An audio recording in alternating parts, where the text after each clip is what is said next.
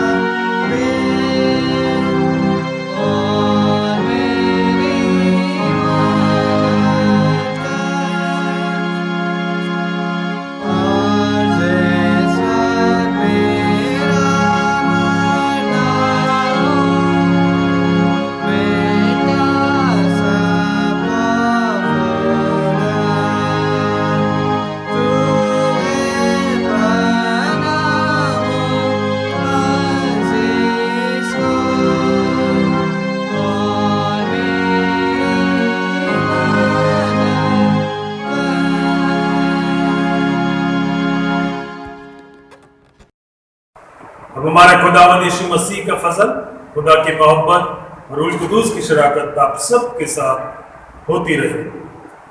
Section 4 और 5 एक साथ कहें। मैं तमाम कुदरत के खुदा, तेरे आगे सबके दिल का हाल खुला है। तुझे सबकी मुरादें मालूम हैं और तुझसे कोई भेद छिपा नहीं। अपने पाक के असर से हमारे दिल के ख्यालों को पाक कर, ताकि हम तुझसे कामिल मोहब्बत रखें और लायक तौर पर तेरे पाक नाम की बढ़ाई करें, हमारे खुदावंद यीशु मसीह के वसीले से, आमीन। हाल में बाला पर खुदा का जलाल और जमीन पर उसके लोगों में सुलह। खुदावंद खुदा आसमानी बादशाह, तमाम कुदरत के खुदा बाप, हम तेरी परस्तिश करते, तेरा शुक्र करते और तेरे जलाल के लिए तेरी हम करते हैं। ऐ खुदावंद यीशु मसीह, बाप के इकलौते बेटे, ऐ खुदावंद खुदा, खुदा के बर्रे, तू जहान का गुनाह उठा ले जाता है, हम पर रहम कर। तो बाप के दाहिने बैठा है, हमारी दुआ कबूल कर, क्योंकि यीशु मसीह तू ही कुद्दूस है, तू ही खुदावंद है, तू ही बापू के साथ खुदा बाप के जलाल में आला है, आमीन। हम आज की खास दुआ में जाएंगे। ऐ खुदावंद, जिनको तू तरबियत करके अपने खौफ और मोहब्बत में साबित कदम रखता है, उनको अपनी मदद और हिदायत से हरगिज़ महरूम नहीं रखता। हम तेरी मिन्नत करते हैं कि हमें अपने कर्मों परवरदिगारी की पनाह में महफूज रख और ऐसा कर कि हम तेरे पाक नाम का दायमी खौफ और मोहब्बत रखें, हमारे खुदावंद यीशु मसीह के वसीले से, आमीन। अब खुदा के कलाम से सबक हमारे सामने पढ़े जाएंगे। पुराने अहदनामे से उत्पत्ति की किताब, उसका 50वां अध्याय, उसकी 15वीं आयत से 20वीं आयत तक। जब यूसुफ के भाइयों ने देखा कि हमारा पिता मर गया है, तब कहने लगे, कदाचित यूसुफ अब हमारे पीछे पड़े और जितनी बुराई हमने उससे की थी सबका पूरा पलटा हमसे ले। इसलिए उन्होंने यूसुफ के पास ये कहला भेजा कि तेरे पिता ने मरने से पहले हमें ये आज्ञा दी थी कि तुम लोग यूसुफ से इस प्रकार कहना कि हम विनती करते हैं कि तू अपने भाइयों के अपराध और पाप को क्षमा कर। हमने तुझसे बुराई तो की थी, पर अब अपने पिता के परमेश्वर के दासों का अपराध क्षमा कर। उनकी ये बातें सुनकर यूसुफ रो पड़ा और उसके भाई आप भी जाकर उसके सामने गिर पड़े और कहा, देख हम तेरे दास हैं। यूसुफ ने उनसे कहा, मत डरो, क्या मैं परमेश्वर की जगह पर हूं? यद्यपि तुम लोगों ने मेरे लिए बुराई का विचार किया था, परंतु परमेश्वर ने उसी बात में भलाई का विचार किया, जिससे वे ऐसा करें जैसा आज के दिन प्रगट है कि बहुत से लोगों के प्राण बचे हैं। ये खुदावंद का कलाम है। खुदावंद का शुक्र हो। भजन संहिता 119 91 से 96 आयत तक। वे आज के दिन तक तेरे नियमों के अनुसार ठहरे हैं, क्योंकि सारी सृष्टि तेरे अधीन है। यदि मैं तेरी व्यवस्था से सुखी न होता, तो मैं दुख के समय नष्ट हो जाता।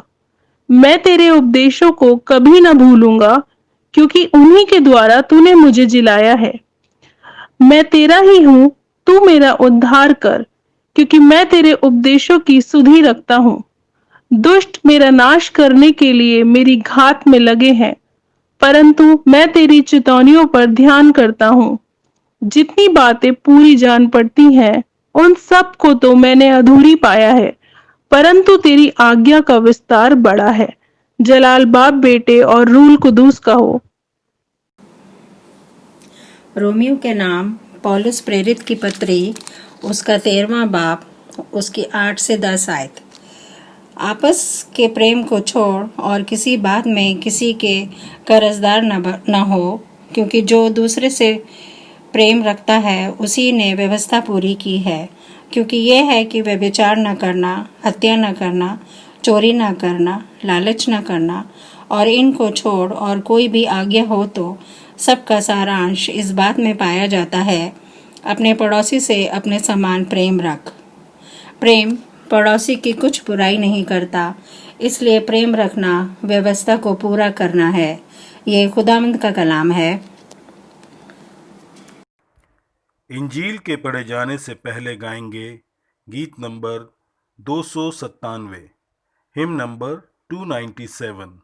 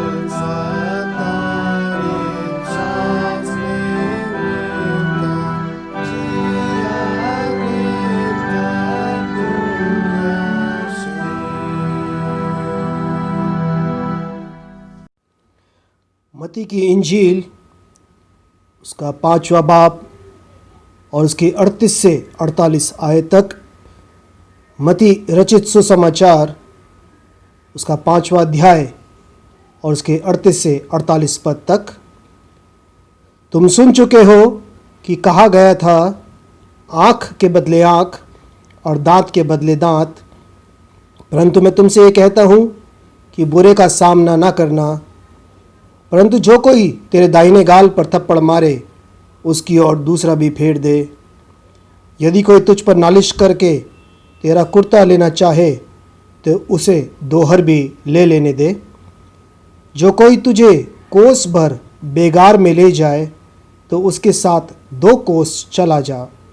जो कोई तुझसे मांगे उसे दे, और जो तुझसे उधार लेना चाहे उससे मुंह न मोड़।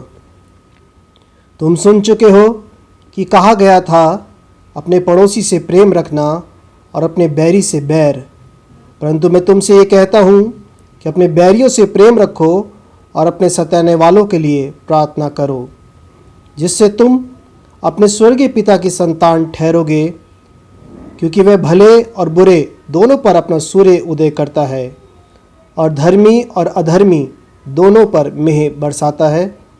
क्योंकि यदि तुम अपने प्रेम रखने वालों ही से प्रेम रखो तो तुम्हारे लिए क्या फल होगा? क्या महसूल लेने वाले भी ऐसा नहीं करते? यदि तुम केवल अपने भाइयों ही को नमस्कार करो तो कौन सा बड़ा काम करते हो? क्या अन्य जाति भी ऐसा नहीं करते? इसलिए चाहिए कि तुम सिद्ध बनो जैसा तुम्हारा स्वर्गीय पिता सिद्ध है। ये मसीह की इंजील है। हमारी आज की इबादत का थीम है, हमारा प्रेम जो दूसरों के प्रति है उसकी कोई सीमा नहीं होनी चाहिए। ठीक वैसे ही जैसे परमेश्वर के प्रेम की कोई सीमा नहीं है। और आज के थीम के लिए जो इंजील का हिस्सा हमारे सामने दिया गया है वो है मत्ती की इंजील उसका 5वां अध्याय उसके 43 पद से आगे। व्यवस्था जो मूसा को परमेश्वर के द्वारा दी गई थी उसका एक ही मकसद था। उसका मकसद ये था कि हम इंसान ये समझ जाएं कि हम आत्मिक तौर से कितने कंगाल हैं। वी आर स्पिरिचुअली बैंकरप्ट, और हमारे अंदर ऐसा कुछ भी नहीं है जो हमें परमेश्वर के सामने धर्मी ठहरा सकता है। हम जायज़ करार दिए जा सकते हैं, और सारी दुनिया के सारे भले काम मिलकर भी हमें शुद्ध नहीं कर सकते, पाक और साफ नहीं कर सकते, हमें परमेश्वर के सामने धार्मिक नहीं ठहरा सकते। प्रभु यीशु मसीह के अलावा हमारे पास कोई उम्मीद नहीं है। The only hope that we have is in Lord Jesus Christ. We must flee to Him, take refuge in Him, and receive His forgiveness. हमें सिर्फ और सिर्फ खुदावंद यीशु मसीह में ही वो माफ़ी और वो नजात मिल सकती है। लेकिन फरीसी लोग जिस बात को सिखा रहे थे वो ये थी कि हम अपने खुद के कामों के द्वारा, अपने खुद के एफर्ट्स, अपने खुद के प्रयासों के द्वारा व्यवस्था को पूरा कर सकते हैं, और हम अपनी भलाई के द्वारा और अपने अच्छे कामों के द्वारा खुद को धर्मी ठहरा सकते हैं। और जितने लोग उनसे इन बातों को सीखते थे उनके अंदर एक सेल्फ राइचियसनेस का एटीट्यूड दिखाई देता था। खुद की धार्मिकता पर भरोसा करने का एक व्यवहार उनके अंदर दिखाई देता था। और खुदावंद यीशु मसीह इस चीज़ को बहुत अच्छे तरीके से बयान करते हैं जब वो जिक्र करते हैं कि एक फरीसी और एक चुंगी लेने वाला जब आराधनालय में आराधना करने गए तो उस वक्त फरीसी ने किस तरीके से प्रार्थना की। फरीसी ने ये कहा, ना तो मैं अंधेर करने वाला हूँ, ना व्यभिचार करने वाला हूँ, ना ही इस चुंगी लेने वाले के समान मैं इंसान हूँ। उसने अपने आप को खुद को धर्मी ठहरा लिया था। उसके स्वभाव में अपनी धार्मिकता पर भरोसा करने की वो बात दिखाई देती थी जो उसे सेल्फ राइचियस करार देती थी। और खुदावंद यीशु मसीह इसी गलत फहमी को दूर करने के लिए इस सरमन ऑन माउंट, इस पहाड़ी उपदेश को दे रहे हैं जो मत्ती 5, 6, 7 में हमें मिलता है। और खुदावंद यीशु मसीह इस गलत फहमी को दूर करने के लिए एक बहुत ही चुनौती भरा एक स्टेटमेंट देते हैं। मत्ती 5 उसके 20वें पद को जब देखते हैं तो वहाँ पर खुदावंद यीशु मसीह इसी चीज़ को चैलेंज करते हुए कहते हैं, इसी धार्मिकता को जो सेल्फ राइचियसनेस उसको देखते हुए कहते हैं, क्योंकि मैं तुमसे कहता हूँ कि यदि तुम्हारी धार्मिकता शास्त्रियों और फरीसियों की धार्मिकता से बढ़कर ना हो तो तुम स्वर्ग के राज्य में कभी प्रवेश ना करने पाओगे। खुदावंद यीशु मसीह एक चैलेंज उनके सामने रखने, और ये चैलेंज बड़ा शॉकिंग था उन लोगों के लिए जिन्होंने इसे सुना, क्योंकि उन्होंने फरीसियों को और सदूकियों को, उन्होंने फरीसियों और शास्त्रियों को उनकी स्पिरिचुअल लाइफ को जीते हुए देखा था। उन्होंने देखा था कि किस तरीके से रोजाना अपनी सारी धार्मिकता के कामों को पूरा करने की कोशिश करते हैं, किस तरीके से अपने आप को व्यवस्था के अनुसार एक एक बात को पूरा करने में अपने जीवन को बिताते हैं। और खुदावंद यीशु मसीह कहते हैं कि मैं तुमसे कहता हूं, यदि तुम्हारी धार्मिकता शास्त्रियों और फरीसियों की धार्मिकता से बढ़कर ना हो तो तुम स्वर्ग के राज्य में कभी प्रवेश करने ना पाओ। खुदावंद यीशु मसीह सिर्फ ये चैलेंज नहीं देते, उनकी व्यवस्था की गलत फहमी को जो उन्होंने अब तक सीखा है दूर करते हैं, और 6 बड़े उदाहरण देकर उनको इस बात के बारे में बताते हैं कि जो कुछ उन्होंने सुना और जो कुछ उन्होंने समझा वो कितना शैलो है, कितना हल्का है, और कितना बाहरी तौर से उन बातों को समझना है। खुदावंद यीशु मसीह ने कहा, अगर तुमने समझना है व्यवस्था क्या है तो उसकी आत्मा, उसकी स्पिरिट को समझना जरूरी है। और खुदावंद यीशु मसीह उन्हें 6 बड़े उदाहरण देते हैं, 6 एग्जाम्पल्स, 6 इलस्ट्रेशंस, या जिन्हें 6 एंटीथेसिस ऑफ क्राइस्ट भी कहा जाता है, वो उनके सामने रखते हैं। पहली चीज जो उनके सामने रखते हैं वो उनकी जो शिक्षा हत्या के बारे में है उसको दुरुस्त करते हैं, उसको ठीक करते हैं। तुम सुन चुके हो कि तुम हत्या ना करना, लेकिन खुदावंद यीशु मसीह कहते हैं अगर तुम्हारे दिल में गुस्सा, नफरत या दूसरों के लिए ऐसे शब्द हैं जिनसे उनको अपमानित किया जा सकता है, जो एक जड़ हो सकते हैं गुस्से की, वो हत्या तक तुम्हें लेकर जाते हैं। इसलिए दिल को भी पाक और साफ रखना है। और उसके बाद उन्होंने दूसरा उदाहरण दिया जो मत्ती 5:27 के आगे मिलता है। खुदावंद यीशु मसीह व्यभिचार के बारे में उन्हें शिक्षा देते हैं। व्यभिचार सिर्फ वो नहीं है जो जिस्मानी तौर से किया जाता है, अगर तुमने दिल में ख्याल भी कर लिया तो तुमने व्यभिचार कर लिया। If you have lust after some person you have committed that adultery. और उसके बाद खुदावंद यीशु मसीह तलाक के बारे में उन्हें शिक्षा देते हैं कि तुम किस तरीके से इस बात को समझ लो कि तुम परिवार में, तुम हस्बैंड और वाइफ के बीच में जो रिलेशनशिप है उसको परमेश्वर की मर्जी के अनुसार किस तरीके से जी सकते हो। उसके बाद वो झूठी शपथ के बारे में बात करते हैं, ओथ्स के बारे में बात करते हैं। वो कहते हैं शपथ मत खाओ, तुम्हारी इंटीग्रिटी, तुम्हारा जो पहचान है तुम्हारे शब्दों में हो, तुम्हारी हाँ हाँ हो, तुम्हारी ना ना हो। और उसके बाद खुदावंद यीशु मसीह ये बताते हैं कि तुम्हें रिटेलिएट नहीं करना है। मत्ती 5 उसके 38 पद से आगे हम देखते हैं कि वहाँ पर खुदावंद यीशु मसीह पुराने नियम की जो शिक्षा थी कि दांत के बदले दांत, आँख के बदले आँख, उसके बारे में उन्हें क्या सिखाते हैं। शिक्षा बिल्कुल ठीक थी क्योंकि पुराने नियम में ऐसा ही लिखा गया था और फरीसी लोग भी यही सिखा रहे थे। लेकिन जो वो सिखा रहे थे पुराने नियम से, जो लय व्यवस्था, निर्गमन या व्यवस्था वितरण से जो शिक्षा ली गई थी कि दांत के बदले दांत, आँख के बदले आँख, हाथ के बदले हाथ या पैर के बदले पैर, वो शिक्षा इसलिए थी कि इंसानी स्वभाव को समझते हुए कि जो इंसाफ है वो बराबर हो जितना गुनाह किया गया है। वो इस बात का एडिक्ट नहीं था कि आँख के बदले आँख को लेना ही है, कि एक राइट बन गया। वो इसलिए था कि जो गुनाह के लिए इंसाफ किया जा रहा है वो इंसाफ गुनाह से ज़्यादा ना हो, जो पनिशमेंट दी जा रही है वो कहीं ज़्यादा ना हो। ये एक चेक और बैलेंसेस की तरह काम करने का एक तरीका था ताकि इंसाफ बराबर का हो, ज़्यादा ना हो। It was a restrictive measure. ये इस तरीके से था कि इंसाफ को सही तरीके से काबू में रखा जा सके, क्योंकि इंसानी स्वभाव है कि अगर मुझे किसी ने अपमानित किया है या मेरे साथ किसी ने गलत किया है, मुझे नुकसान पहुंचाया है या किसी ने मुझे मारा या पीटा है, तो मैं चाहता हूं कि मैं भी उसके साथ ऐसा ही करूं। और ना सिर्फ ऐसा ही करूं, I don't want to just get even, I want to get even plus. जितना जोर से मुझे मारा गया है मैं उससे ज़्यादा जोर से मारना चाहता हूँ। जितना नुकसान मेरा पहुँचाया गया है, मुझे पहुँचाया गया है, मैं उससे ज़्यादा नुकसान पहुँचाना चाहता हूँ। ये इंसानी स्वभाव है। इसीलिए ये जो शिक्षा थी दी गई थी कि जो इंसाफ है वो गुनाह से कहीं बढ़कर ना हो जाए। और खुदावंद यीशु मसीह ने उनको आगे ये बताया कि तुमने रिटेलिएट नहीं करना है। अगर तुम्हारे साथ कोई बर्ताव करता है तो तुम्हें उसके साथ किस तरीके से बिहेव करना है। कोई तुम्हें थप्पड़ मारता है, एक गाल पर तुम्हें दूसरा गाल आगे करना है। कोई तुम्हें कोर्ट में ले जाता है, तुम पर नालिश करता है और तुम्हारा एक कुत्ता लेता है, तो तुमने क्या करना है, अपनी दोहर भी लेने देना। खुदावंद यीशु मसीह कह रहे हैं you have to go extra mile, क्योंकि उस समय में ये एक तरीका था कि अगर किसी रोमी सिपाही को अगर कहीं जाना है, उसके पास लगेज है, उसके पास सामान है, तो किसी भी इंसान को कह सकता था, किसी भी यहूदी को कह सकता था कि 1 मील तक मेरा सामान लेकर चलो। 1 मील तक ले जाने का अधिकार उसके पास था, 1 मील से ज़्यादा का अधिकार नहीं था। और इसके विरुद्ध कोई भी इंसान उस रोमी सिपाही से बहस नहीं कर सकता था, उसे मना नहीं कर सकता। खुदावंद यीशु मसीह कहते हैं वो तुम्हें 1 मील चलने को कहता है, उसके साथ 2 मील चले।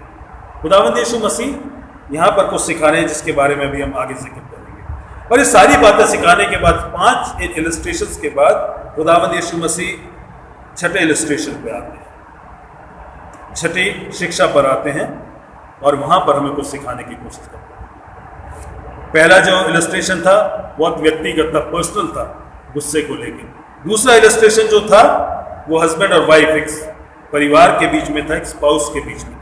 तीसरा इलस्ट्रेशन जो तलाक का था वो इस बारे में था कि सोसाइटी की जो बुनियाद है, एक यूनिट है, वो किस तरीके से सस्टेन करनी है, उसको कैसे संभालना।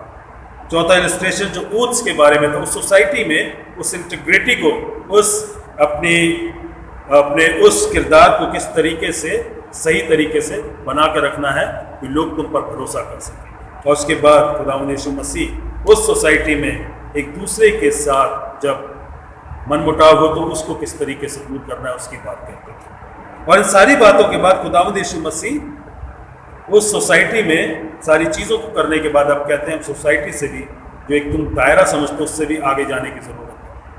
Now you have to go beyond, now you have to go to the outer world of your enemies also. अब तुम्हें अपने दुश्मनों तक पहुंचना है, क्योंकि 43वें पद में लिखा गया है 43rd वर्स में, तुम सुन चुके हो कि कहा गया था अपने पड़ोसी से प्रेम रखना और अपने बैरी से बैर रखना। ये शिक्षा उन्हें दी जा रही थी। और ये जो शिक्षा है इसका पहला हिस्सा जो है कि तुम सुन चुके हो कि कहा गया था अपने पड़ोसी से प्रेम रखना, ये लेवी व्यवस्था 19 उसके 18वें पद में मिलता है। बिल्कुल सही है, परमेश्वर ने यह आज्ञा दी थी कि अपने पड़ोसी से प्रेम रखना, लेकिन उसके बाद का जो हिस्सा है अपने बैरी से बैर रखना, ये बाइबल में पुराने नियम में कहीं नहीं मिलता है। पहला हिस्सा अपनी जगह जायज था, लेकिन जैसे दुनिया का स्वभाव है, फरीसियों और सदूकियों ने जो समय के थे और फरीसियों और शास्त्रियों ने जो समय के थे, उन्होंने ये फैसला किया, उन्होंने कहा कि जायज है कि हम इसको भी जोड़ दें।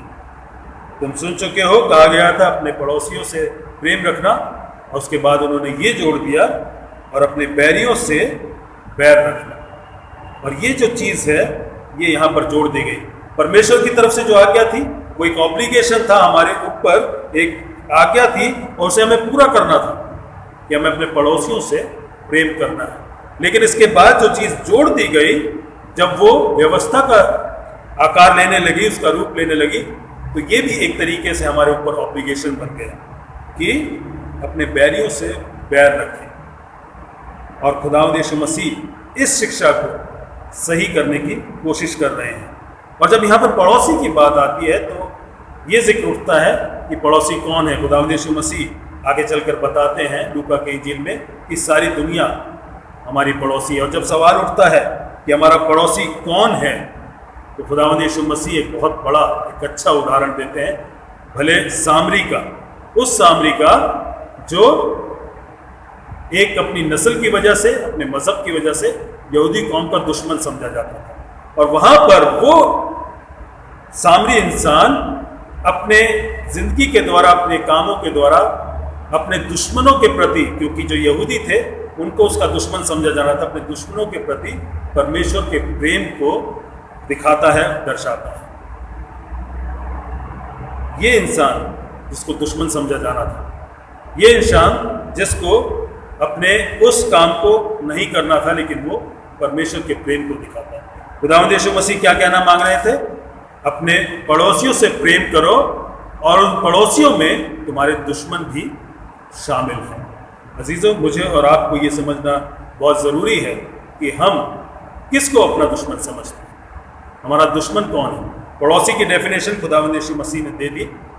भले सामरी का जब जिक्र पढ़ते हैं वहाँ पर भी हम सुन चुके हैं, समझ चुके हैं कि हमारा पड़ोसी कौन है, हमारे दुश्मन कौन है। दुश्मन की अगर डेफिनेशन को देखें, यहाँ जो शब्द इस्तेमाल किया गया है, एक मिलिट्री टर्म इस्तेमाल किया गया ग्रीक भाषा में, और जो शब्द है उसका मतलब है एक वो इंसान जो हमारा नुकसान पहुंचाना चाहता है, जो हमें चोट पहुंचाना चाहता है, जो हमें खत्म करना चाहता है, हमारा खात्मा करना चाहता है, हमें उखाड़ फेंकना चाहता है। या इस तरीके से कहें, एक ऐसा इंसान या एक ऐसा ग्रुप जो हमारा बुरा करने की ख्वाहिश रखता है या हमारा बुरा करता है, वो इंसान हमारा दुश्मन है, जो दिल में या अपने कामों में, इन देयर हार्ट्स और in their actions, they are willing to do us harm, जो हमें नुकसान पहुंचाना चाहते हैं। और उस तरीके से हम देखें तो हम भी बहुत से लोगों का बुरा चाहते हैं।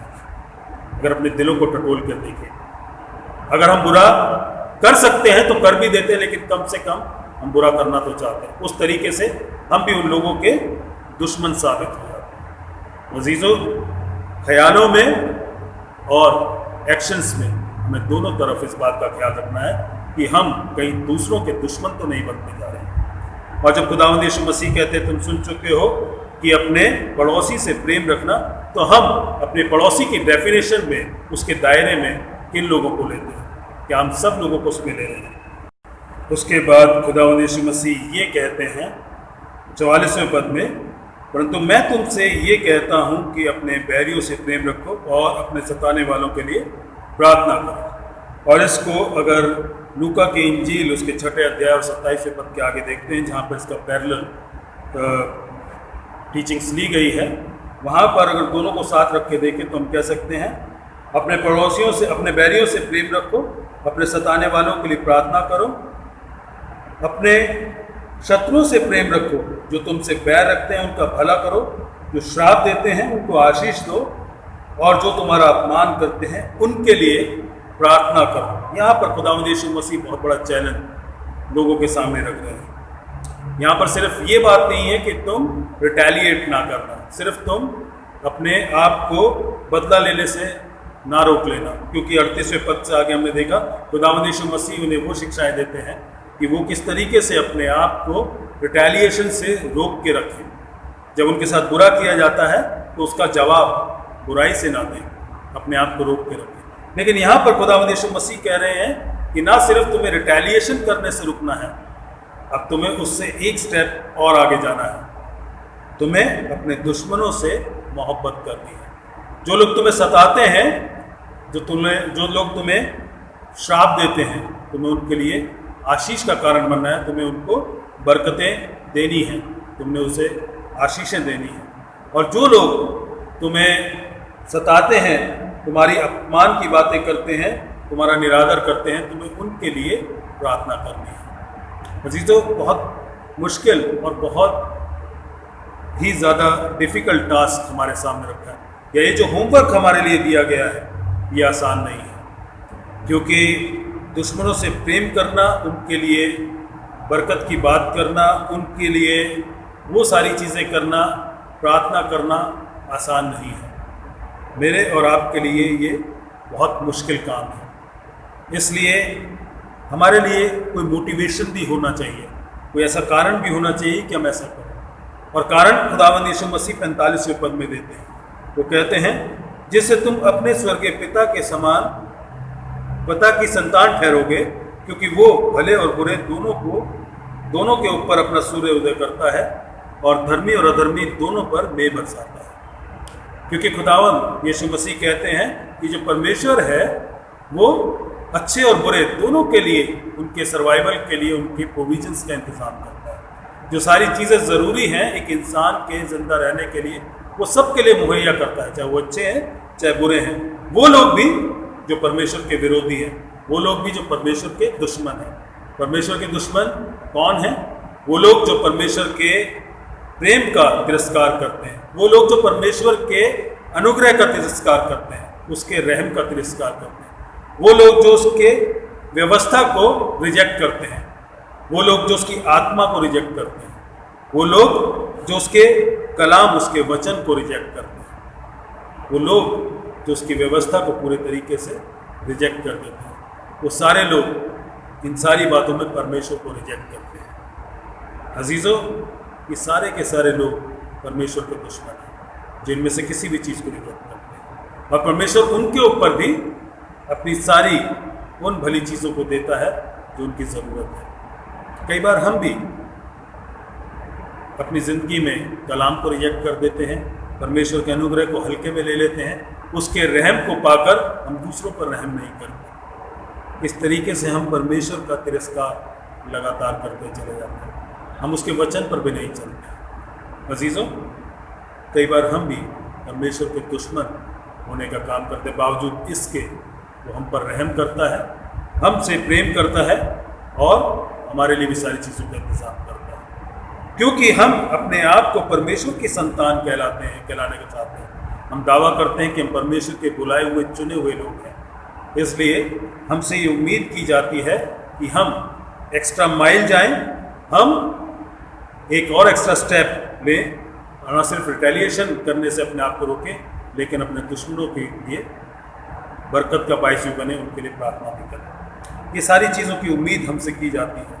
और उसके बाद अगर 46वें पद को देखें तो चैलेंज थोड़ा सा और आगे बढ़ जाता है, क्योंकि यदि तुम अपने प्रेम रखने वालों से प्रेम रखो तो तुम्हारे लिए क्या फल होगा? क्या महसूल लेने वाले भी ऐसा नहीं करते? यदि तुम केवल अपने भाइयों को ही नमस्कार करो तो कौन सा बड़ा काम करते हो? क्या अन्य जातियाँ भी ऐसे नहीं करती? अगर हम परमेश्वर के लोग हैं, उसके बुलाए हुए लोग हैं, हम उसकी नई सृष्टि हैं, और अगर हम उसके नजात पाए हुए लोग हैं, तो हमसे ज़्यादा की उम्मीद नहीं की जाती है। उन लोगों से ज़्यादा की उम्मीद नहीं की जाती जो परमेश्वर के लोग अब तक नहीं बने हैं, लेकिन जो लोग अब परमेश्वर के हैं उनसे उम्मीद ज़्यादा की जाती है। उनसे ये उम्मीद की जाती है कि वो परमेश्वर के नाम में होकर परमेश्वर की संतान कहलाने के लिए अपने आप को उस काम के लिए दें जो जिसकी आज्ञा परमेश्वर उन्हें देते हैं। हम अपने जीवन के द्वारा परमेश्वर के प्रेम को प्रदर्शित करें, ना सिर्फ अपने पड़ोसियों से, अपने उन बैरियों से, उन दुश्मनों से भी मोहब्बत रखें जो अब तक हमें अपना दुश्मन मानते हैं। अजीज़ों, ये चैलेंज बहुत बड़ा है, आसान नहीं है, और इस चैलेंज को परमेश्वर प्रभु यीशु मसीह हमारे लिए और बड़ा कर देते हैं, क्योंकि 48वें पद में वो कहते हैं, इसलिए चाहिए कि तुम सिद्ध बनो जैसा तुम्हारा स्वर्गीय पिता सिद्ध है। It is an amazing and very challenging statement. यहाँ पर परफेक्शन की बात की जा रही है, और परफेक्शन कैसा हो? परमेश्वर के जैसा हो। कौन कर सकता है ऐसा परमेश्वर के जैसा परफेक्शन? क्योंकि अगर हम कहें कि हम परमेश्वर के बुलाए हुए लोग हैं, अब हमने सारे कामों को सही तरीके से करना शुरू कर दिया है, जैसे मत्ती की इंजील 5वें अध्याय और उसके 27वें पद से आगे लिखा है, 21वें पद से आगे लिखा है, जहाँ क्रोध करने की बात है, अब हम क्रोध नहीं करते हैं नाजायज़ तरीके से। हम किसी के खिलाफ बुरे शब्दों का इस्तेमाल नहीं कर सकते, हम किसी को अपमानित नहीं करते, हम हत्या करने की बात तो छोड़ें, हम किसी के बुरे का ख्याल भी अपने दिल में नहीं लाते। और उसके बाद हम जब 27वें पद की ओर देखते हैं तो हम कहते हैं कि हम ना किसी चीज़ का लालच करते हैं, ना हमारे दिल में कोई व्यभिचार की बात है, हम किसी के खिलाफ गलत ख्याल को अपने दिल में नहीं लाते, और ना हम झूठी शपथ खाते हैं। हमारी इंटीग्रिटी हमारे हाँ या ना में दिखाई देती है, लोग हम पर भरोसा कर सकते हैं, लोग ये कह सकते हैं कि इंसान जो कह रहा है वो सच है, सही है और जायज़ है। हम बदला भी नहीं लेते, हम अपने आप को बदला करने से रोक लेते। अगर हमारे साथ गलत किया जाता है तो हम रिटेलिएट भी नहीं करते, हम अपने आप को एक्स्ट्रा माइल चलाने के लिए भी तैयार हैं, हम दूसरों के साथ अच्छा व्यवहार करने के लिए अपने आप को तैयार करते हैं। हम अपने पड़ोसियों से भी प्रेम करते हैं, अपने दुश्मनों से भी प्रेम करते हैं, हम सारी की सारी चीज़ें करते हैं, इसलिए अब हम परफेक्ट हो गए हैं। और अगर दिलों को झाँक कर देखें तो ये क्या सारी बातें हमारी ज़िंदगी में पूरी हो चुकी हैं?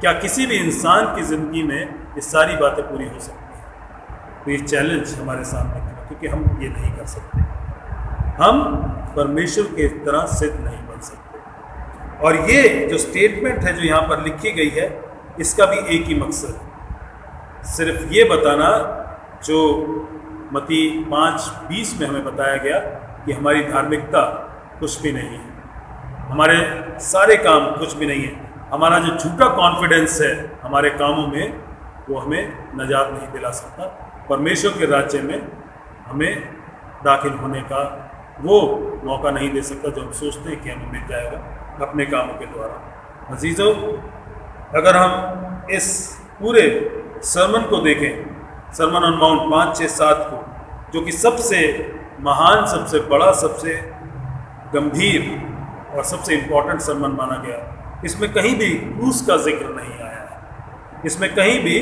उस क्रूस का जिक्र नहीं आया है जो खुदावंद यीशु मसीह ने इस दुनिया में सबसे खास काम किया, उसका जिक्र यहाँ पर नहीं है।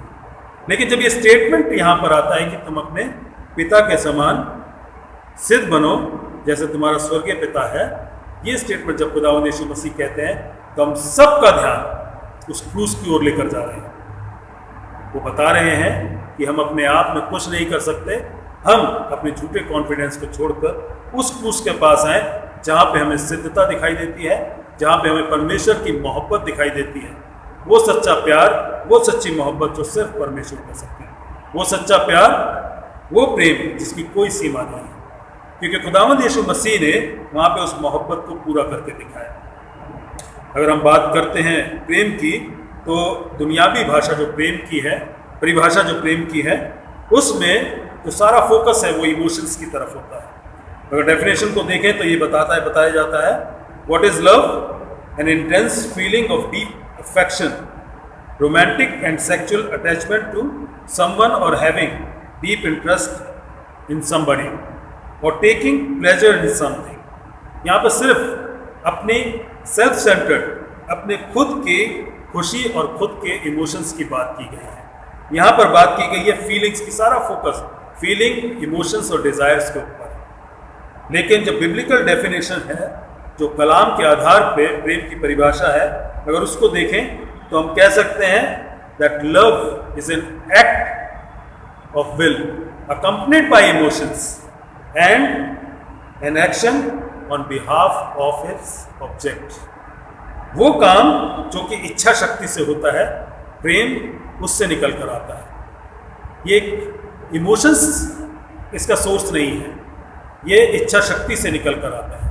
और वो इच्छा शक्ति जो है उसके साथ इमोशंस भी होते हैं, ये इमोशंस से खाली नहीं है, लेकिन पहले विल है, पहले मर्जी है, पहले इच्छा शक्ति है, उसके साथ इमोशंस हैं। और वो इमोशंस जो हैं किसी की भलाई और किसी दूसरे के लिए, उसके बेहतरी के लिए काम करता है, एक्शन में आता है। इसको हम कैसे समझ सकते हैं?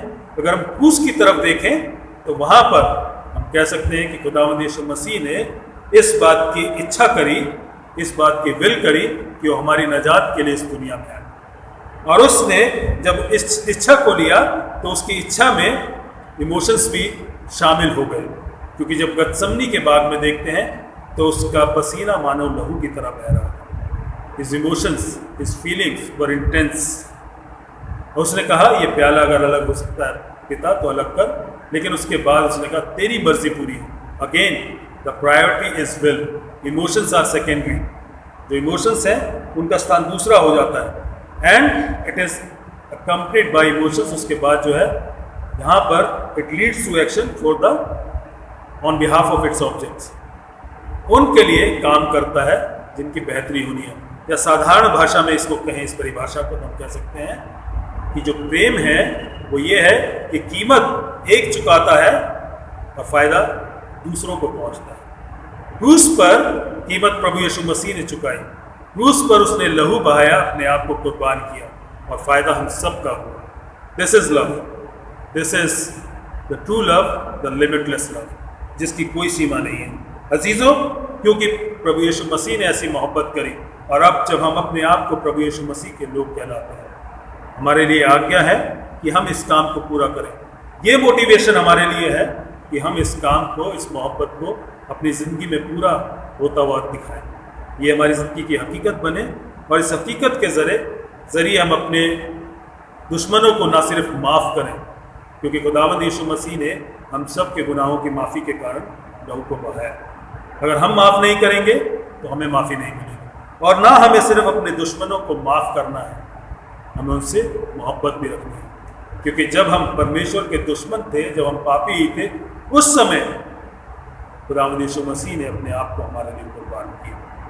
अजीज़ों, मैं और आप अपने आप को उसी जगह पर रख कर देंगे, क्योंकि हमें भी उस मोहब्बत की ज़रूरत थी, हमें भी उस माफ़ी की ज़रूरत थी, हमें भी उस नजात की ज़रूरत थी, हमें भी उस रिकन्सिलिएशन, उस मेल मिलाप की ज़रूरत थी। आज खुदावंद यीशु मसीह हमें सिखा रहे हैं कि अगर हमारे रिलेशनशिप्स खराब हो चुके हैं, किसी के साथ हमारे संबंध टूट चुके हैं, तो उनको हमें फिर से ठीक करना है। क्योंकि अगर हम अपने आप हिसाब बराबर करने की कोशिश करेंगे तो हम कभी भी परमेश्वर के बेटे और बेटी नहीं कहला सकते। क्योंकि रोमियो की पत्री अगर उसके 12वें अध्याय को देखें, उसके 17 पद से आगे देखें, तो वहाँ पर लिखा है, बुराई के बदले किसी से बुराई ना करो, जो बातें सब लोगों के निकट भली हैं उनकी चिंता किया करो। जहाँ तक हो सके तुम भरसक सब मनुष्यों के साथ मेल मिलाप से रहो। और उसके आगे 19वें पद में लिखा है, प्रियो बदला ना लेना, परंतु परमेश्वर के क्रोध को अवसर दो, क्योंकि लिखा है, प्रभु कहते हैं बदला लेना मेरा काम है। परंतु यदि तुम्हारा बैरी भूखा हो तो उसे खाना खिला, यदि प्यासा हो तो उसे पानी पिला, क्योंकि ऐसा करने से तू उसके सिर पर आग के अंगारों का ढेर लगाएगा। बुराई से ना हारो, परंतु भलाई से बुराई को जीत लो। अपने दुश्मनों को कैसे खत्म करना है? You have to win them with your love. अपने दुश्मनों को खत्म करना है तो उन्हें अपना दोस्त बनाना होगा, इस प्रेम के जरिए, इस माफ़ी के जरिए जो परमेश्वर हमसे चाहते हैं। बदला लेने का काम हमारा नहीं, बदला लेने का काम परमेश्वर का है, न्याय का काम परमेश्वर का है। हमारा काम है कि जो आज्ञा हमें दी गई है हम उसको पूरा करें।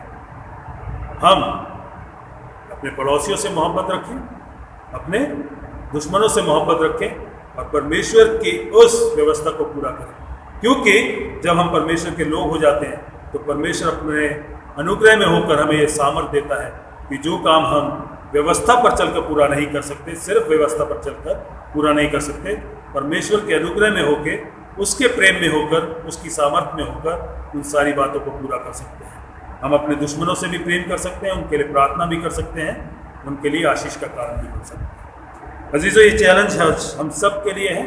हम इस बात को ध्यान में रखें कि जो आज्ञा परमेश्वर अपने लोगों को देते हैं उसमें हमें एक्स्ट्रा माइल भी जाना है। हमसे ज़्यादा भी उम्मीद की जा रही है कि हम नई सृष्टि होने के नाते हम परमेश्वर की उन उम्मीदों को पूरा भी करें, ताकि परमेश्वर जो चाहते हैं कि हम व्यवस्था की उन सारी बातों को समझकर व्यवस्था पर भरोसा ना करके परमेश्वर के अनुग्रह उस क्रूस की कुर्बानी पर भरोसा रखें और उसमें होकर उन बातों को पूरा कर सकें जो हम अपनी सामर्थ्य में होकर पूरा नहीं कर सकते। अजीज़ों, हम एक दूसरे को माफ़ करें, एक दूसरे से प्रेम करें और एक दूसरे के लिए बरकत का कारण। आइए प्रार्थना। हमारे प्रभु, हमारे पिता, हमारे परमेश्वर, धन्यवाद करते हैं आपके अनुग्रह के लिए, आपके प्रेम के लिए, आपकी दया के लिए, और परमेश्वर आपकी उस बड़ी कुर्बानी के लिए जो आपने क्रूस पर हमारे लिए दी, ताकि परमेश्वर अपनी उस मोहब्बत को हमारे ऊपर दर्शा सकें, साबित कर सकें और उस मोहब्बत के ज़रिए परमेश्वर हमें नजात भी दे सके। और परमेश्वर आप चाहते हैं कि वैसी ही मोहब्बत हम आपसे रखें, उन लोगों से रखें जो हमारे नज़दीकी हैं, और उन लोगों से भी रखें जो हमारी खिलाफत में रहते हैं, जो हमारे दुश्मन हैं, ताकि प्रभु हम आपके चरित्र को प्रदर्शित कर सकें और प्रभु आपके नाम को महिमा दे सकें। क्योंकि प्रभु हम आपकी मर्ज़ी को जब पूरा करते हैं तो प्रभु आपके नाम को महिमा मिलती है, आपके नाम को चढ़ाने। प्रभु हमें इस काबिल बनाए ताकि हम कमज़ोरियों के बावजूद भी आप में होकर, आपकी सामर्थ्य में होकर इस मुश्किल काम को करने वाले हो सकें। खुदावंद यीशु मसीह के नाम में मांगते हैं, आमीन।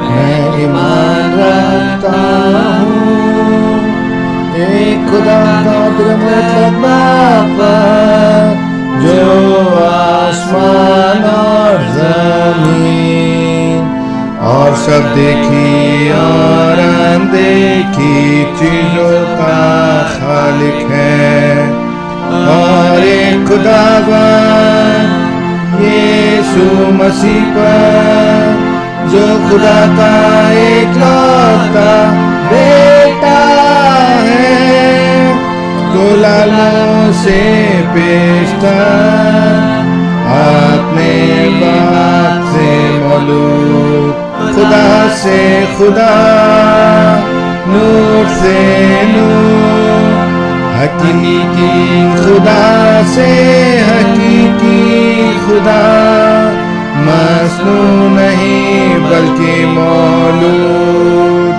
उसका और बाप का एक ही जौहर है, उसके वसीले से कुल चीजें बनी, वो आदमियों के लिए और हमारी मदद के वास्ते आसमान पर से उतर आया, और रूह कुदूस की कुदरत से कुंवारी मरियम से मुजस्सम हुआ और इंसान बना, और पिलातुस के अहद में हमारे लिए मसलूब भी हुआ, उसने दुख उठाया और दफन हुआ, और तीसरे दिन पाक नवेश्तों की बानू जी उठा, और आसमान पर चढ़ गया,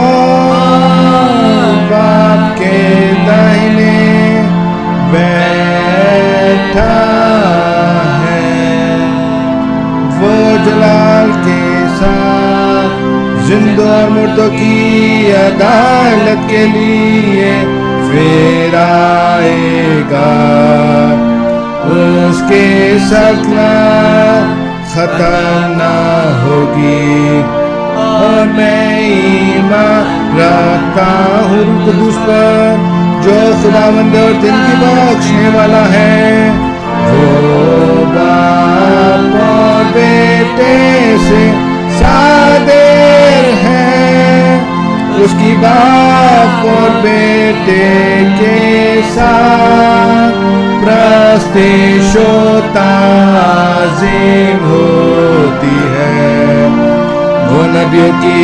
ज़बानी बोला, मैं एक बाप कैथलिक रसूल कलीसिया पर ईमान रखता हूँ, मैं एक बपतिस्मे का जो गुनाहों की माफी के लिए है इकरार करता हूँ, और मुर्दों की क़यामत और आइंदा जहान का इंतज़ार करता हूँ।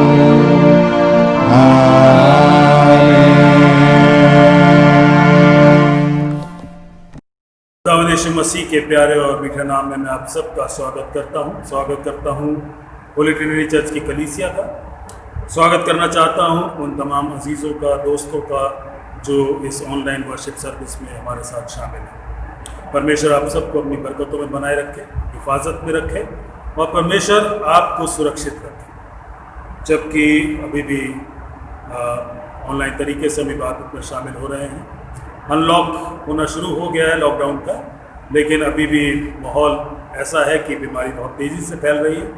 तो मेहरबानी से ध्यान रखें, अपने आप को ज़्यादा से ज़्यादा प्रिकॉशंस के साथ लेकर अपने जीवन को आगे बढ़ाएं, ताकि हर खतरे से आप बच सकें। और अपने आप को जब आप संभाले रखते हैं तो दूसरे लोगों के लिए भी सहायता का कारण बने और प्रार्थना लगातार करते रहें।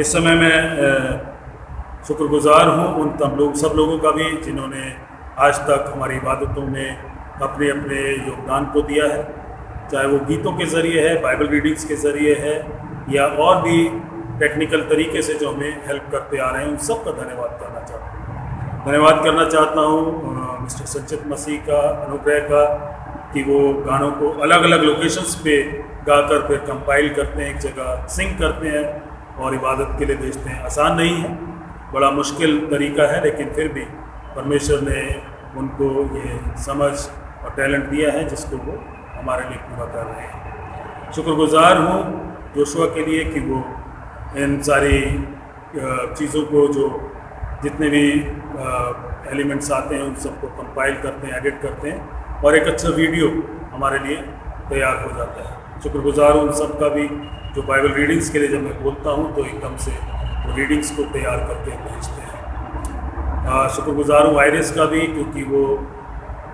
सारी रिकॉर्डिंग हम सब के लिए कर रही है। बड़ी पेशेंस की ज़रूरत होती है, बड़ी लगन की ज़रूरत होती है, इसके साथ साथ वो इस काम को पूरा कर रही है। शुक्रगुजार हूँ इस सेंट थॉमस चर्च के लिए भी, पादी सुरेश के लिए भी, कि अब तक लगातार उन्होंने हमें अलाउ किया है चर्च के प्रेमिसेस इस सेंचुरी को इस्तेमाल करने के लिए। और शुक्रगुजार हूँ खिलावन के लिए भी कि सारे चर्च को वो साफ़ सुथरा रख के तैयार करते हैं इबादत के लिए, और हम इस इबादत को एक अच्छे तरीके से, एक अच्छे माहौल के साथ एंजॉय कर सकते हैं। और भी बाकी लोग जिनका नाम शायद मैं नहीं ले पाया, लेकिन सब लोग जानते हैं, नाम की ज़रूरत नहीं होती है। हर एक इंसान जानता है, परमेश्वर में जानता है कि किसका क्या कंट्रीब्यूशन है। परमेश्वर सब पर अपनी बरकत बनाए और सबको अपने अनुग्रह में बनाए। सबसे बड़ा शुक्रगुजारी का जो एक पात्र है वो पूरी कलीसिया है, ऑडियंस है, जिनके होते हुए हम अपने आप को उस हौसला अफजाई में पाते हैं और लगातार इन आराधना सभाओं को कर पा रहे हैं। धन्यवाद करता हूँ आप लोगों के इनकरेजमेंट के लिए भी, आपके मैसेजेस, आपके कॉल्स के लिए भी। आप लगातार हौसला अफजाई करते हैं। इस समय सब्सक्रिप्शंस और ऑफरिंग के लिए भी अनाउंसमेंट है कि बहुत से लोग अपने ऑफरिंग्स को, सब्सक्रिप्शंस को ऑनलाइन जमा करा रहे हैं, अपनी इन्फॉर्मेशन भेज भी देते हैं व्हाट्सएप के ज़रिए मेरे पास, मिस्टर संचित मसीह के पास। मेहरबानी से आप ये करते रहें। और अगर आप चंदा नहीं दे पा रहे हैं और देना चाहते हैं तो आप अपने पास घर में एनवलप में भी रख सकते हैं। जिस दिन चर्च आए तो आप उसको लेकर आ सकते हैं, चाहे वो लैंड की ऑफरिंग्स हैं, गुड फ्राइडे की ऑफरिंग्स हैं, या ईस्टर की, या इन बाकी इबादतों की, आप सबको एक साथ लाकर चर्च में ऑल्टर पे रख सकते हैं ताकि उनके लिए भी दुआ की जा सके। और जो सब्सक्रिप्शंस हैं उनका अकाउंट रखने की पूरी कोशिश की जा रही है ट्रांसपेरेंट तरीके से, ताकि सब कुछ सही हो सके। ऑनलाइन ट्रांजैक्शंस हैं तो किसी को परेशान होने की या घबराने की ज़रूरत नहीं है। सारा पैसा चर्च के अकाउंट में जा रहा है और बिल्कुल सेफ है, और हम अपने दानों को लगातार दे सकते हैं। अब ये वक्त होगा कि हम अपने कलीसिया के उन बीमारों के लिए दुआ करें जिनके नाम मेरे पास हैं। जो नाम हैं वो इस तरह से हैं: Mr Surendra John, Mr Sunil Kanwar, Mrs Veena Lee, Mrs Treeza Johnson, Shobha Das, Nargis Jackson, Vinita Lazar, Dolly, Pradeep Sharma, Arun Wilson, Joseph Thomson, Rohini, Anita, Paul, Kusum Paul, Rajkumari Rose, Jessica, Deepti, Sam, Sheela Daniel, Mr Alexander Daniel, Romila John, Mr Piyush Das और मोनू चंद। हम इन सब बीमारों के लिए प्रार्थना करेंगे और उन लोगों के लिए भी जिनके नाम हमारे पास नहीं हैं। आप चाहें तो आने वाले समय में अपने नाम मुझे भेज सकते हैं ताकि उनके लिए भी प्रार्थना कर सकें। आइए हम प्रार्थना करें। प्यारे प्रभु जी, धन्यवाद करते हैं आपका कि आप अनुग्रह करने वाले परमेश्वर हैं, और प्रभु आप अपने लोगों को सुरक्षित देखना चाहते हैं, उन्हें अच्छी सेहत देना चाहते हैं। आपसे मांगते हैं प्रभु जितने लोगों के नाम लिए गए, प्रभु आपकी शिफा का हाथ उन सब पर, क्योंकि प्रभु हमने आपके सामर्थी हाथों को, शिफा भरे हाथों को अपने जीवनों में पहले भी काम करते हुए देखा है। आपसे मांगते हैं प्रभु आप एक बार फिर से अपनी चंगाई अपने लोगों के बीच में भेजें, ताकि प्रभु अच्छे स्वास्थ्य को पाकर वो आपकी महिमा को कर सकें, आपके जलाल को कर सकें, आपके लोगों के बीच में अपनी गवाहियों को दे सकें। प्रभु अपनी चंगाई को भेजिए, अपनी शिफा को दीजिए, ताकि प्रभु आपके लोग आप में चंगाई पा सकें। वो सब लोग भी खुदावंद जो आपके नाम में होकर चंगाई पाना चाहते हैं, जिनके नाम हम नहीं भी जानते परमेश्वर, उन सबको भी प्रभु आप अपनी चंगाई में बना के रखे। खुदावंद यीशु मसीह के नाम से मांगते हैं, आमीन। अब ये समय होगा कि हम सिफारिशी दुआ में जाएंगे। आइए हम सब इंसानों के लिए दुआ करें और अपनी दुआओं को खुदावंद यीशु मसीह की दानी सिफारिश के साथ पेश करें। आए आसमानी बाप, हम तुझसे दुआ करते हैं कि सारे जहान में इंसाफ और सुलह कायम हो और हर इंसान बहुतायत से ज़िंदगी पाए। आए रहीम खुदावन, हमारी दुआ सुन। उन सब के लिए जो इस शहर में बसते हैं और उन तमाम बातों को दूर करने के लिए भी जो एक दूसरे में फूट और झगड़े पैदा करती हैं, ताकि हमारे मुल्क में सच्ची एकता और मेल मिलाप की तरक्की हो। आए रहीम खुदावन, हमारी दुआ सुन। उन सब के लिए जो खेती बाड़ी, उद्योग धंधे या व्यापार में लगे हुए हैं, सब मजदूरों और कारीगरों के लिए और उन सारे लोगों के लिए भी जो हमारी ज़रूरतों को पूरा करते हैं। आए रहीम खुदावन, हमारी दुआ सुन। तमाम उस्तादों, पढ़ने वालों, साइंसदानों, लेखकों, हुनरमंदों और उन सब के लिए भी जो दूसरे लोगों के दिलो दिमाग पर असर डालते हैं। आए रहीम खुदावन, हमारी दुआ सुन। उन सब के लिए जो दुख या तकलीफ उठा रहे हैं, बेरोजगार हैं, गरीब और भूखे हैं, मुहताज जो कुचले हुए हैं, जो बीमार या मरने के करीब है। ख़ास तौर से हम प्रार्थना करते हैं कोरोना वायरस के लिए कि खुदावन इस बीमारी को जल्द से जल्द ख़त्म करे और सब स्वस्थ हो जाएं और खुदावन को धन्यवाद देने वाले हो सकें। और उन सब के लिए भी जो उनकी मदद करते हैं। आए रहीम खुदावन, हमारी दुआ सुन। उन सब के लिए जिन्हें इस मुल्क और दूसरे मुल्कों में इख्तियार दिया गया है, खासकर हमारे राष्ट्रपति रामनाथ कोविंद, प्रधानमंत्री नरेंद्र मोदी, इस सूबा के गवर्नर अनिल बैजल और मुख्यमंत्री अरविंद केजरीवाल, चीफ जस्टिस शरद बोबडे और उन सब के लिए भी जो किसी भी तरह का इख्तियार रखते हैं। आए रहीम खुदावन, हमारी दुआ सुन। सब मसीही लोगों की एकता और मेल मिलाप के लिए और दुनिया में उनके मुनासिब तौर से गवाही देने और खिदमत करने के लिए। आए रहीम खुदावन, हमारी दुआ सुन। इस मुल्क में तेरी तमाम कलीसिया के लिए, उसकी कौंसिलों और रहनुमाओं के लिए, खासकर हमारे मॉडरेटर पीसी सिंह, दक्षिण भारत की कलीसिया के मॉडरेटर ए धर्मराज और मार्थोमा कलीसिया के मेट्रोपॉलिटन जोसेफ, हमारे बिशप वारिस मसीह और तेरी कलीसिया के तमाम दीगर खादिमों के लिए, खास तौर से हमारे पासवान रेवरेंड जेकब जेम्स और डीकन जोएल लागर के लिए कि वे अपनी खिदमत को वफादारी से बजा लाएं। आए रहीम खुदावन, हमारी दुआ सुन। ये बख्श कि तेरे उन तमाम लोगों के साथ जिन्होंने वफादारी से इस दुनिया में तेरी खिदमत की है, हम भी तेरी बादशाही की अब्दी खुशी में शरीक हों। आए रहीम खुदावन, हमारी दुआ सुन। आए आसमानी बाप, अपनी बादशाही जल्ला और हमारी इन दुआओं को कबूल फरमा जो हम तेरे बेटे और अपने खुदावंद और मुंजी यीशु मसीह के नाम के वसीले से पेश करते हैं। आमीन। गुनाहों का इकरार। आए अजीजो, हमारे खुदावन यीशु मसीह ने फरमाया, खुदावन हमारा खुदा एक ही खुदावन है। तो खुदावन अपने खुदा से अपने सारे दिल, अपनी सारी जान और अपनी सारी अकल और अपनी सारी ताकत से मोहब्बत रख। पहला हुक्म यही है।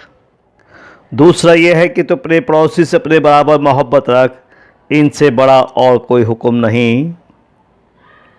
खुदा ने दुनिया से ऐसी मोहब्बत रखी कि उसने अपना इकलौता बेटा यीशु मसीह बख्श दिया कि हमें गुनाहों से बचाए, आसमान में हमारे लिए सिफारिश करे और हमें हमेशा की ज़िंदगी को पहुँचाए।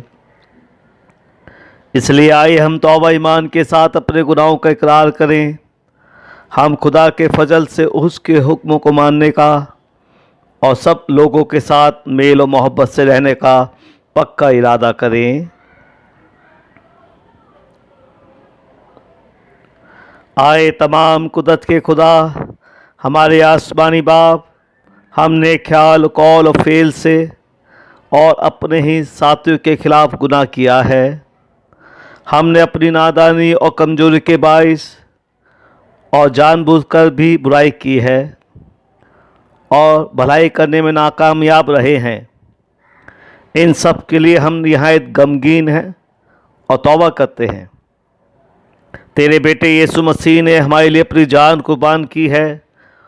उसी की खातिर हमसे जो कुछ हुआ है माफ़ फरमा और ये बख्श कि हम आगे को नई ज़िंदगी में तेरी खिदमत बजलाएँ, ताकि तेरे पाक नाम का जलाल जाहिर हो। आमीन। तमाम कुदरत का खुदा उन सबको माफ़ करता है जो अपने साथियों को माफ़ करते हैं और सच्चे दिल से तौबा करते हैं। वो हम पर रहम करे, हमारे सब गुनाहों को बख्शे और उनसे हमको रिहाई दे। हर तरीके की नेकी में हमको मजबूत करे और हमें हमेशा की ज़िंदगी में कायम रखे, हमारे खुदावंद यीशु मसीह के वसीले से। आमीन। खुदा का शुक्र हो। बेवक्त होगा कि हम खुदा के इत्मीनान को एक दूसरे के साथ बांटें। सेक्शन 22। हम मिलकर मसीह का बदन है। हम सब ने एक ही रूह के वसीले एक बदन होने के लिए बपतिस्मा लिया, पर हम उन बातों के तालिब रहें जिनसे मेल मिलाप और बाहमी तरक्की हो। खुदावन का इत्मीनान हमेशा आपके साथ।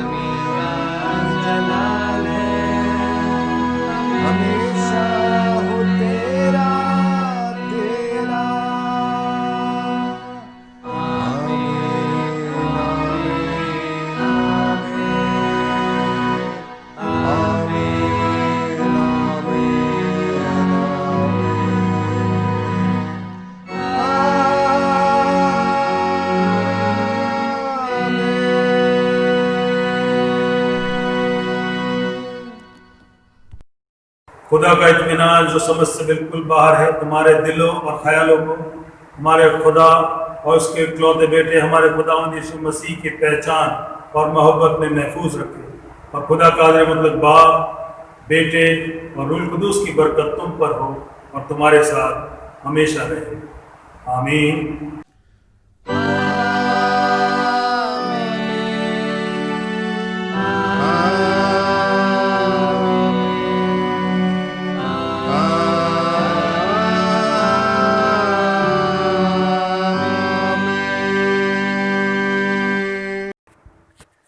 इबादत के आखिर में हम गाएंगे गीत नंबर 172, हिम नंबर 172।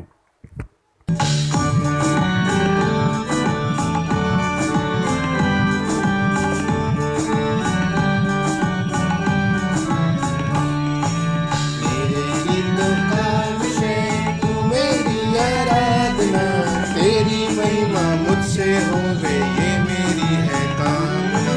मेरे गीतों का विषय तू मेरी आराधना, तेरी महिमा मुझसे होवे ये मेरी है कामना। मेरे गीतों का विषय तुझको मैंने मेरे प्रभु जी जब से पाया है, तेरे अनोखे प्रेम के आगे शीश झुकाया है। तुझको मैंने मेरे प्रभु जी जब से पाया है, तेरे अनोखे प्रेम के आगे शीश झुकाया है। तेरी महिमा गाने को जो साज उठाया है, गीत नया जीवन में मेरे तब से आया है। जीवन का हर पल तेरा तू ही मुझको थामना, तेरी महिमा मुझसे होवे ये मेरी है कामना। मेरे गीतों का विषय तेरा वचन जो राह में मेरी दीप सजलता है, मेरे जीवन का हर पहलू उसमें ढलता है। तेरा वचन जो राह में मेरी दीप सजलता है, मेरे जीवन का हर पहलू उसमें ढलता है। तेरे वचन के द्वारा मुझको साहस मिलता है, वो तो कभी ना भटकेगा जो उन पर चलता है। तेरे वचन को थामे रहूं हो मेरी ये साधना, तेरी महिमा मुझसे होवे ये मेरी है कामना। मेरे गीतों का विषय वक्त चुनौती देकर पूछे तुमसे बारंबार, यीशु मसीह को बनाया तुमने जीवन का आधार। वक्त चुनौती देकर पूछे तुमसे बारंबार, यीशु मसीह को बनाया तुमने जीवन का आधार। सोचना होगा हर प्राणी को क्या वो है तैयार, देखो शायद कल ना आए करना ना इनकार। एक दिन करना होगा सबको उसका सामना, मेरी महिमा मुझसे होवे ये मेरी है कामना।